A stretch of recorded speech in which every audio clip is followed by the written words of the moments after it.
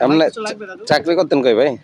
ভাই চাকরি করতাম রিস্পেশন শফিপুরে, চাকরি করতাম এটা পল্লী বিদ্যুৎ সাত্তার টেক্সটাইলে, চাকরি করতাম ওই আপনার রতনপুরে ময়জুদ্দিন এরিয়া ওখানে, তারপরে করণীতে বেশ চাকরি প্রায় 3 থেকে 4 বছর চাকরি করছি।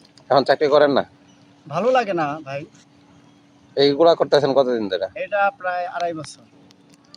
কেমন প্রফিট হয় ভাই? প্রফিট ভাই ভালো, যদি পরিশ্রম করি আমি প্রফিট অবশ্যই ভালো। সবচেয়ে ভালো কথা পরিশ্রম, ভালো পরিচয় দিতে হবে ভালো দর্শকের সাথে, যাতে ভালোভাবে মিষ্টি হয়ে কথা বলতে পারি। এই জন্য আপনি ম্যাক্সিমাম সময় কই বসেন? ম্যাক্সিমাম সময় আমার পল্লী বিদ্যুতে পাবেন। পল্লী বিদ্যুৎ কোথায়? এই আপনার ওভার ব্রিজটা পার হয়ে আসে আপনার ইন্টারস্টপ গেটের সাথে সাথে। কয়টা থেকে কয়টা?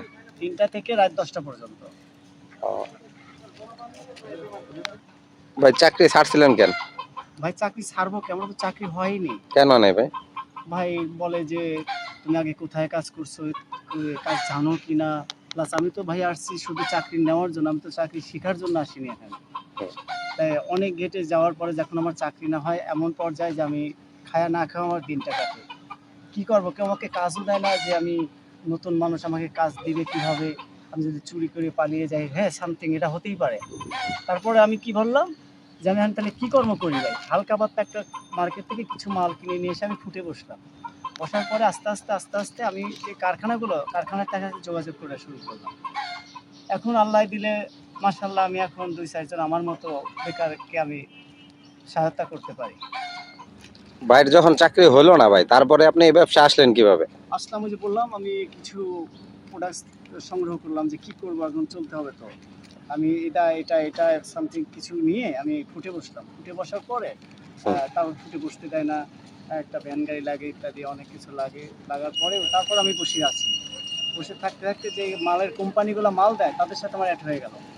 রিকোয়েস্টের মাধ্যমে তারা আমাকে দুর্ভাগ্য দেখিয়ে আমাকে কিছু মাল সংগ্রহ করে দেওয়া শুরু করে। তারপর দেওয়া দিতে আমি এই পর্যায়ে আসছি, এবং ইচ্ছা করলেই আমি এটা আর বাদ দিতে পারবো না। এর সাথে আমি জড়িত হয়ে গেছি। কেন ভাই? অনেক ভালোবাসার জীবনের একটা, সে আমার একটা ব্যবসা। অনেক পরিশ্রম করছি এই ঢাকা শহরে এসে। একটা কেউ আমাকে চাকরি দেয় নাই। আমি যে কোথাও বাসা নেব, আমাকে কেউ বাসা ভাড়াও দেয়নি, যে আমি যদি পালিয়ে যাই। আসলেও হতে পারে এটা, কিন্তু এখন তো বুঝি তাই যে আমার কিচ্ছু নাই, আসছি চাকরির জন্য। কেউ আমাকে ম্যাচে খাওয়ায় না, যে আমি টাকা কোথায় থেকে দেবো। এমন জীবনযাপনের পর এই ফুট আমাকে এরা শিখিয়েছে, এই ফুট আমি কিভাবে ছাড়বো।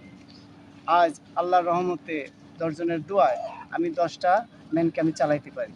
আল্লাহ তৌফিক দান করছে। আপনার কত টাকা বিক্রি হয় প্রতিদিন? প্রতিদিন 5 থেকে 6,000 টাকা।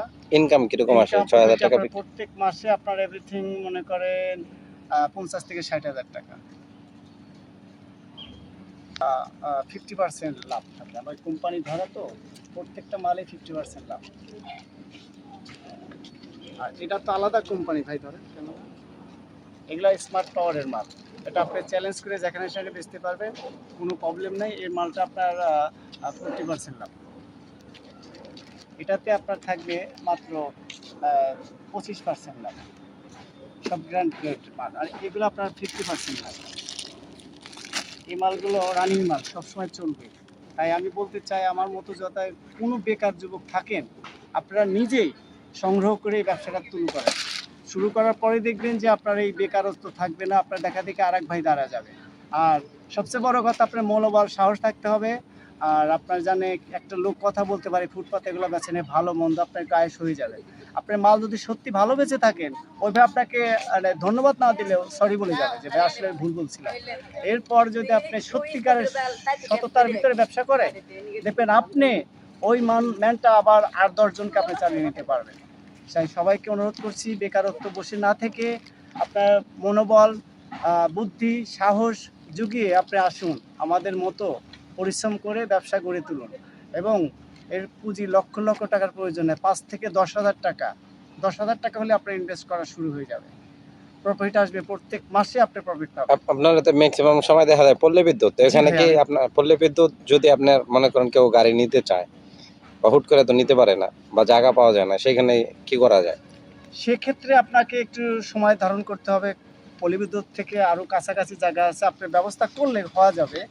আপনি যদি চান বেকারত্ব, একটা সত্যিকারের বেকারত্ব যদি হন, অবশ্যই আপনার জায়গা হবে ওখানে। ভাই এই লিকুইডটা তো ম্যাক্সিমাম দোকানে পাওয়া যায়, হ্যাঁ। জি আপনি এই মালটা দোকানে আমি 110 টাকাতে নিচ্ছি, আপনি কত টাকা বিক্রি করেন এই মালটা? ভাই আমি 100 টাকা নেই কাস্টমার থেকে, তারপর এর সাথে আমি মাজুনি ফ্রি দিই, 20 টাকার একটা করে মাজুনি, যেটা তার পছন্দ এই তিনটার ভিতরে একটা যেটাই নিতে পারে। শুধু তাই নয়, এরপর যদি কোনো গ্রাহক বলে যে আমার এটা না, আমি এটা নেবো, এই বাটি, এই আপনার বাটি দিব, মাজনের এটা যেটা খুশি আমরা দেবো, 20 টাকার একটা প্রাইস তার সাথে ফ্রি। যে কোনো 20 টাকার প্রাইস যদি চায় যে কোনো একটা আমি চেঞ্জ করে দিতে পারি। দাদা কি বাসায় আছে? দাদা তো আপনি তো দাদা দাদা এতদিন এই সুযোগ সুযোগটা খালি বলছে তুই একদিন দেখেন দেখেন, আমার ভাই গাড়িটাতে খাইয়া দিলেন, কেমনি কি করলেন?